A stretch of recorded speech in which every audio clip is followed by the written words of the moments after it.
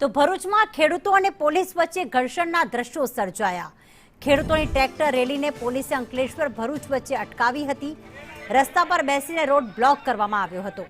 ખેડૂતોની tractor rally યોજવામાં આવી હતી, જેમાં ખેડૂતોએ રસ્તા પર બેસીને અને રોડ બ્લોક કર્યો હતો અને પોલીસે અંકલેશ્વર ભરૂચ વચ્ચે જ આ ખેડૂતોની રેલીને અટકાવી દીધી હતી અને ત્યાં તેઓ બેસી ગયા હતા અને રસ્તાને રોકી દેવામાં આવ્યો હતો। રસ્તો બ્લોક કરવામાં આવતા ત્યાં ટ્રાફિક જામના દ્રશ્યો પણ જોવા મળ્યા હતા।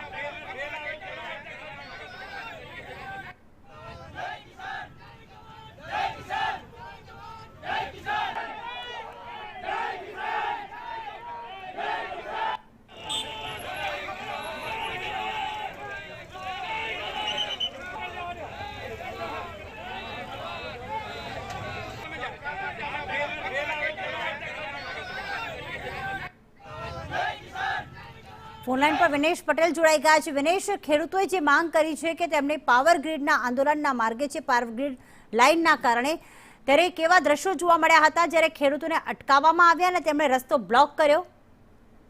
જી બેટી, ચોક્કસ આ સમગ્ર જે ઘટના છે અંકલેશ્વર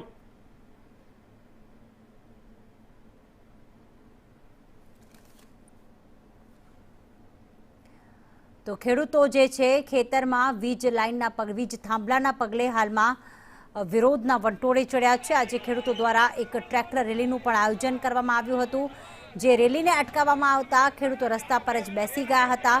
ફરી એક વખત તેઓ આંદોલનના માર્ગે છે અને હાલમાં ત્યારે આવેદનપત્ર આપવા જઈ રહ્યા હતા ત્યારે તેમને રોકવામાં આવતા તેઓ ભરૂચ અંકલેશ્વર રોડ ઉપર જ રસ્તા ઉપર બેસી ગયા હતા અને જય કિસાન જય જવાનના નારા તેમણે લગાવ્યા હતા અને તેમણે કહ્યું હતું કે જ્યાં સુધી ખેડૂતોની માંગ સંતોષવામાં નહીં આવે આ રીતે તેઓ આંદોલન ચાલુ જ રાખશે। વિનેશ, કેવા દ્રશ્યો જોવા મળ્યા હતા જ્યારે ખેડૂતોએ રસ્તો બ્લોક કર્યો? જી ચોક્કસ, ભરૂચ જિલ્લાના જે ખેડૂતો છે ફરીવાર એક જે પાવર ગ્રીડ લાઇનના વિરોધમાં એક ટ્રેક્ટર રેલીનું આયોજન કર્યું હતું। હાંસોડથી રેલી નીકળી અંકલેશ્વરથી જ્યારે ભરૂચ તરફ આવી રહી હતી ત્યારે જે નર્મદા મૈયા બ્રિજ છે સ્ટેટ હાઈવે પર પોલીસ દ્વારા જે છે આ ખેડૂતોને રેલીને રોકવામાં આવી હતી અને જણાવવામાં આવ્યું હતું કે અહીંયાથી તમે ફક્ત વાહનમાં જાઓ, પરંતુ ખેડૂતો જે પોતાની માંગ લઈને અડી ગયા, રોડ પર સૂઈ ગયા, ટ્રેક્ટર કરી અને ટ્રાફિક જામ થઈ ગયો।